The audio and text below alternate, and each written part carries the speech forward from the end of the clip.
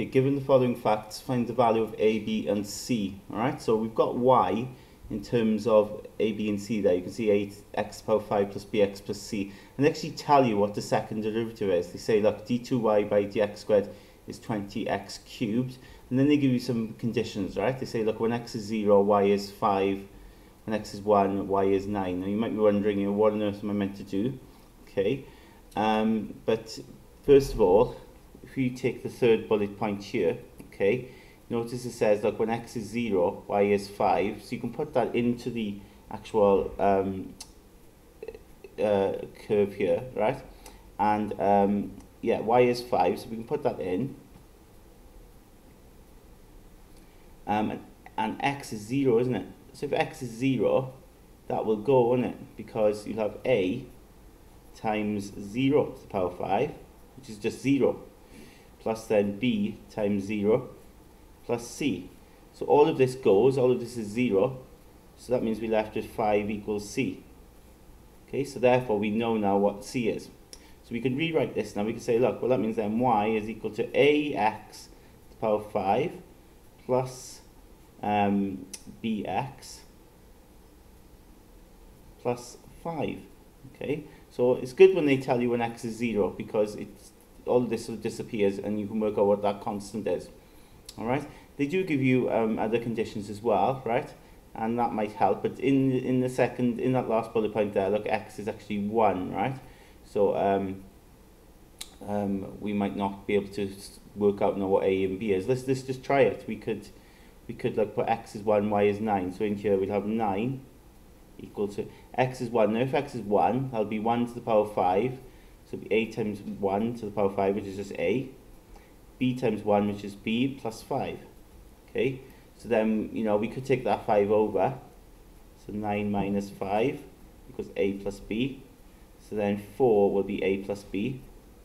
And we kind of done there, a plus b is 4. Well, a and b could be anything. But they do give us more information, don't they? They say, look, the second derivative is this. So what I'm going to do is I'm going to take my function y and I'm going to differentiate it. And I know, of course, c is 5, right? So I can use that. So let's differentiate this. So dy dx. If we bring that power down, bring the power down, the 5 down, we'll have 5ax, and reduce that power by 1, we get 4. Okay?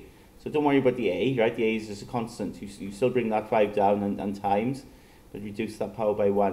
Now if you think about it, bx, now what does bx become? Well, bx just becomes b, doesn't it? The x just goes. And the 5 then is a constant. When you differentiate it, that disappears as well. Okay?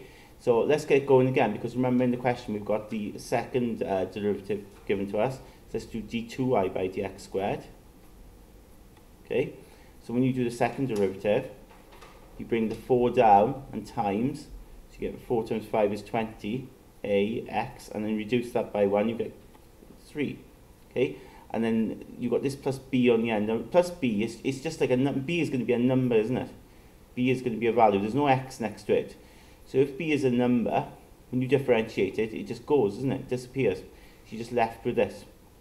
But remember, they said, okay, we're given d2y by dx squared. We're told in the question that d2y by dx squared is 20x cubed. So if we compare what they give us to what we've got here, let's think about what a has got to be. Well, in a sense, a has to be 1, doesn't it? That's the only thing it can be, because d2y by dx squared is 20x cubed, and we've got 20 already here. Okay, it's not as if we need a to be something to multiply by this to give us 20. We've already got 20, so a has got to be 1, isn't it? Okay, a has got to be 1. And if a is 1, we can go back to this line here. A is 1. And then, of course, think about what b is going to be. Well, we'd have 4. A is 1, plus then b. B then has got to be 3, isn't it?